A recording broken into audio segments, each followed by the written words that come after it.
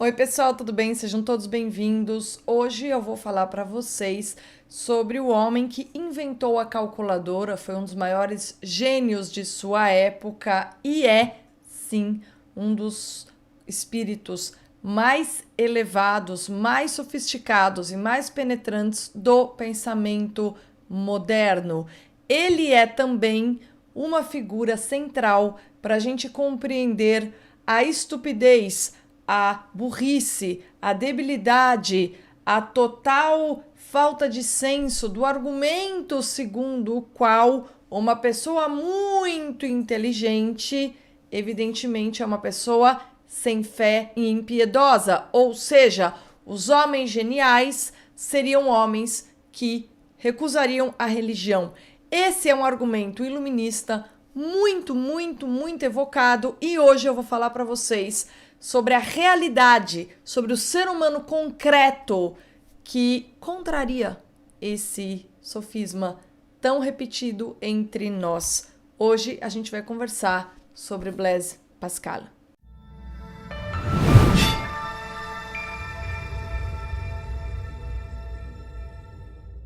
Um certo momento da minha vida eu participei de um evento acadêmico na USP, na Universidade de São Paulo. Na época eu fazia mestrado na Universidade Estadual de Campinas e eu estava tentando compreender o pensamento do Francis Bacon para entender em que medida ele havia influenciado a concepção de organização dos saberes da enciclopédia que viria no futuro a dar origem a essa nossa concepção educacional enciclopédica e baseada em conhecer um pouquinho de tudo quanto às ciências e saberes humanos. Naquela época eu estava empenhada em compreender esse autor e participei de uma jornada na USP cujo objetivo era discutir esse autor sobre diversos aspectos. E ali eu ouvi uma das maiores bobagens a que eu já fui submetida no meu breve trajeto pela universidade. Eu ouvi da professora Marilena Chauí,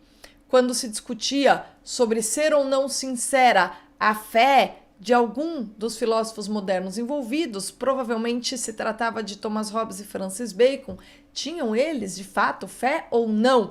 E ela soltou a seguinte frase: não, pelo amor de Deus, os modernos eram inteligentes demais para ter religião. Os modernos eram inteligentes demais para acreditar em Deus, portanto, me parece que eles só poderiam todos ser ateus. E aquela frase, naquele momento, me tocou assim como um raio, porque foi a primeira vez que eu percebi o alcance da propaganda iluminista que separa inteligência e fé. Foi a primeira vez que eu entendi o alcance daquela propaganda que diz o seguinte: um homem esclarecido é um homem que dispensa a religião. Ou seja, homens de fé, pessoas que têm religião, são pessoas ignorantes. Naquela frase eu percebi claramente que seria preciso riscar da história Blaise Pascal. Aquela frase que eu escutei foi uma das razões pelas quais eu tive a certeza absoluta que em nenhum lugar alguém poderia emburrecer tanto quanto num departamento universitário de filosofia, que na verdade mais se assemelhava a departamentos em que a propaganda tinha precedência sobre a reflexão.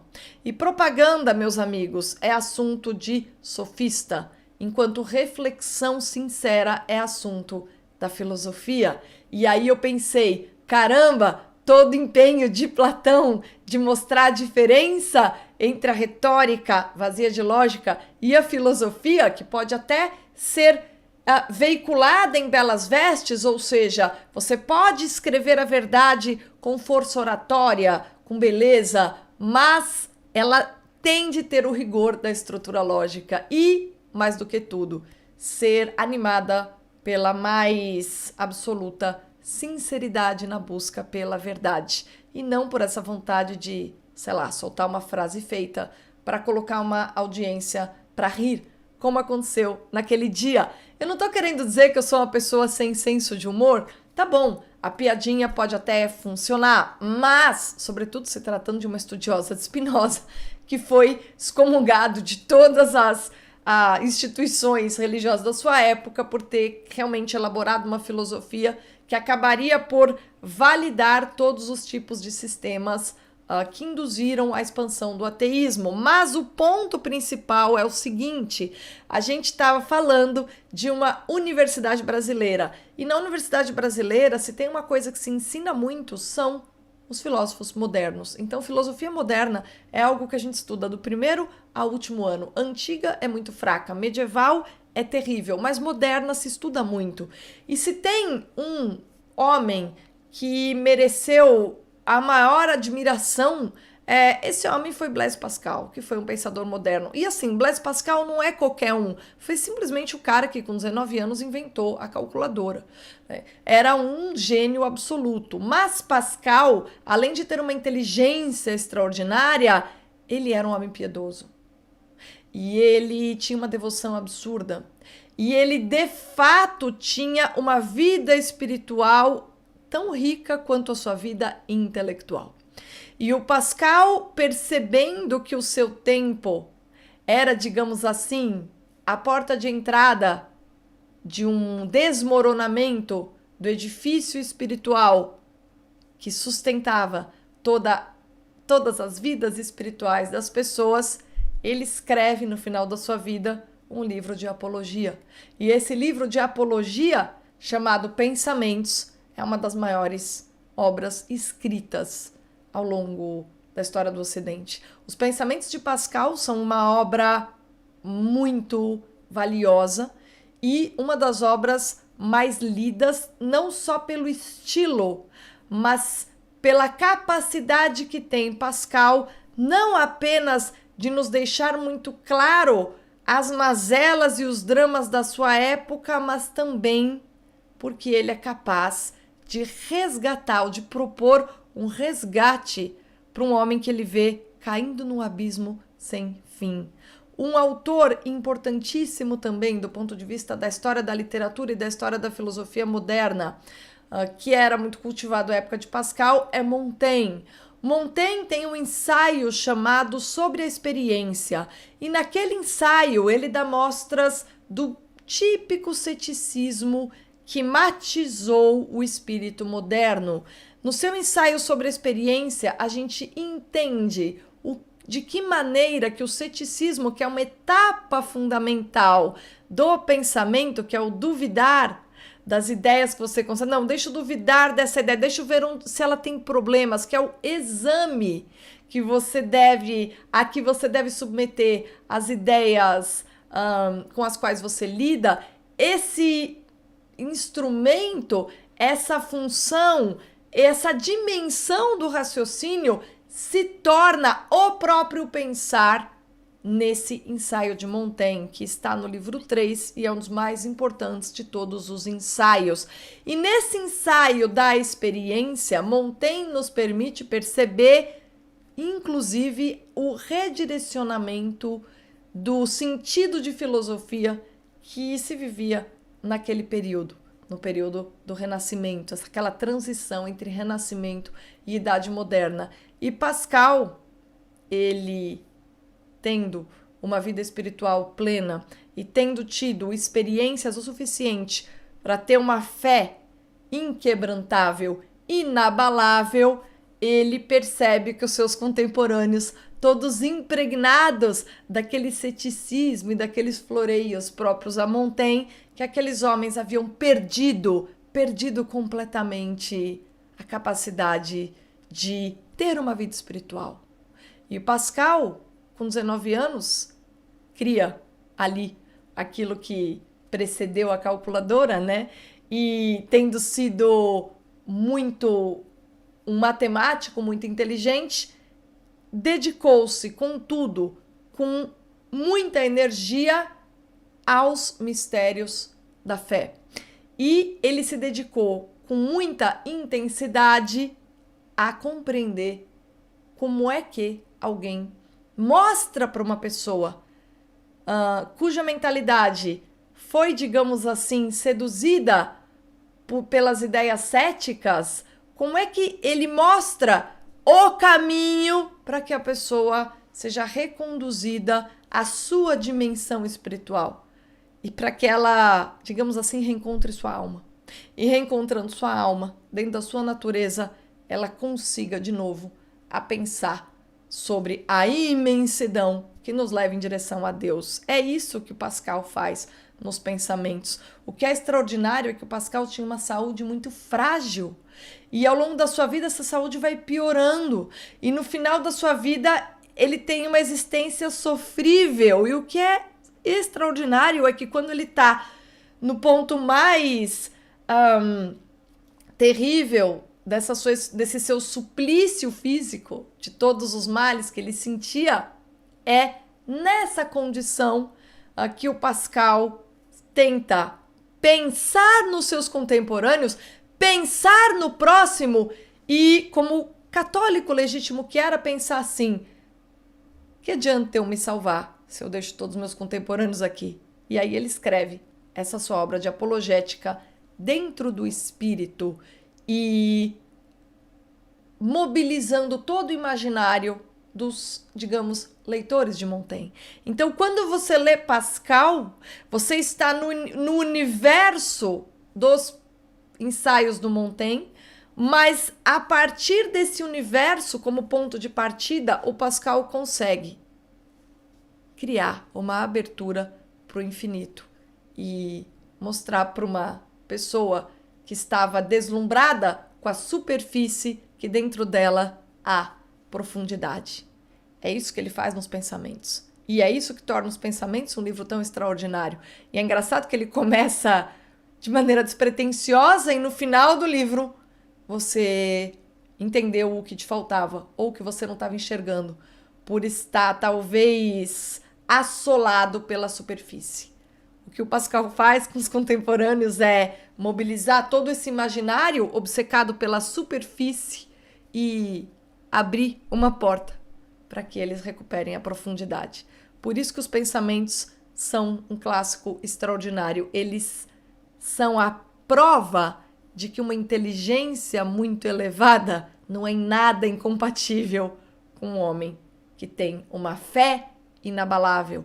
Ao contrário, a fé inabalável de Pascal o motivou a escrever uma das obras-primas mais reconhecidas da Idade Moderna. Eu queria colocar aqui alguns pontos, alguns detalhes para você entender a importância desse movimento na vida de Pascal. Pascal tem uma irmã e uma sobrinha. Essa sobrinha tinha um problema grave nos olhos, assim. Ela tinha uma doença num dos olhos que fez com que o interior, assim, da sua cabeça fosse sofrendo um processo de infecção e necrose. A consequência dessa infecção nos olhos descia pela garganta. Então ela estava num estado muito, muito grave, a sua sobrinha. E a certa altura, uma relíquia, uma coroa de espinhos, é levada até o convento onde ela estava internada com a sua mãe. E essa menina, estimulada pela Madre Superiora, ela toca essa relíquia pedindo para que a sua saúde fosse restabelecida. E é engraçado porque ela, de fato, vivenciou esse milagre da cura. Ela é curada. E o Pascal, quando ele conhece essa história, quando ele vê isso acontecer, é que ele percebe que ele precisa reacender nos seus contemporâneos a chama da fé, da devoção, da consciência do espírito. E ele mobiliza toda a sua inteligência, a inteligência do homem que inventou a calculadora aos 19 anos, do grande matemático, do filósofo profundo. Ele mobiliza tudo isso para ajudar os seus contemporâneos a reencontrar o caminho da salvação. Então, o livro de apologética do Pascal, que são os pensamentos, tem uma característica muito peculiar. É aquela capacidade que ele teve de, mesmo tendo uma vida de suplício e tendo sido cercado pelo suplício da sua sobrinha, por exemplo, no seu momento de pior suplício, Pascal morre muito jovem, e em muito sofrimento, mas neste sofrimento ele esboça esse livro de apologética, mobilizando toda a maneira de pensar, de sentir e de falar dos seus contemporâneos, dos quais ele estava tão distante, por ter com eles essa diferença abissal, não ter se rendido à sedução da superficialidade, não ter perdido a capacidade de deixar crescer dentro dele o espírito. Então, os Pensamentos de Pascal são um livro obrigatório, porque isso aqui é um gesto de empatia raro na história. E isso aqui é a prova de que, em primeiro lugar, os filósofos modernos eram todos ateus. Isso é uma bobagem. Um deles escreveu um dos maiores livros de apologética de que a gente tem notícia. E segundo, é verdade que alguém inteligente demais só pode ser ateu e não cristão? Isso é a maior besteira que eu já ouvi na minha vida de aluna que frequentava professores aclamados ou autoaclamados de filosofia. Porque se tem uma coisa de que eu não tenho dúvida nenhuma, é que o Pascal foi uma das mentes mais brilhantes que já esteve entre nós aqui na Terra, e ele era cristão. Então, essa história de que alguém muito inteligente não é cristão e que uma pessoa, para ter fé, necessariamente é burra, é um tipo de propaganda muito rasteira que os pensamentos refutam assim, com um estalar de dedos, tá? Eu queria lembrar aqui que uma das imagens mais bonitas da história da literatura está logo no início desse livro, na segunda sessão. Desde a primeira vez que eu li isso, com uns 21 anos, eu não esqueci até hoje. E toda vez que eu abro os Pensamentos de Pascal, eu vou direto para a segunda sessão para recordar a beleza daquela imagem, que é o momento em que ele tira o homem superficial do conforto das superfícies, né, dizendo que o homem é algo entre o nada e o infinito, né? Mas a maneira como o Pascal constrói esse lugar no qual ele nos coloca, ele coloca a nossa imaginação num lugar que ele desenha para que a gente, sendo capazes unicamente de lidar com imagens, ou seja, estando preso nas superfícies, a gente conceba o incomensurável, o infinito, consequentemente, a onipotência de Deus. Então ele cria uma imagem, nos leva para dentro dela,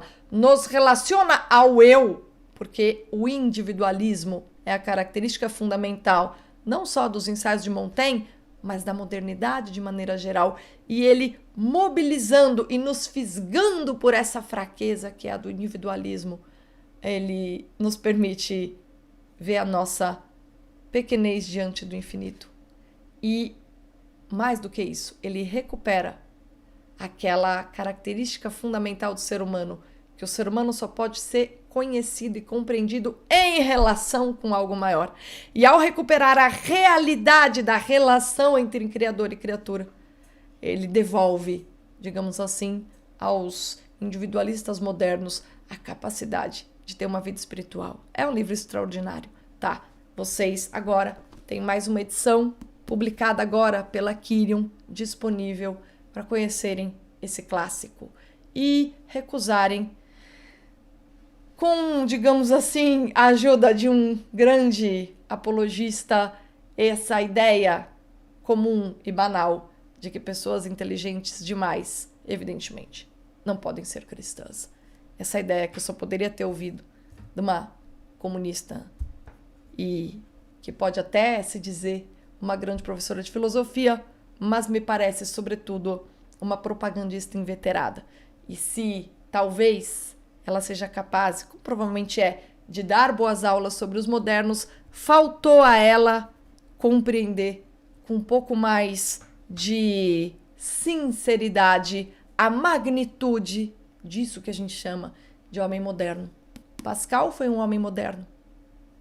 Pascal foi um homem genial. E Pascal foi um homem de fé. Eu deixo o link na descrição. Não deixem de ler essa obra. Obrigada pela companhia e até a próxima.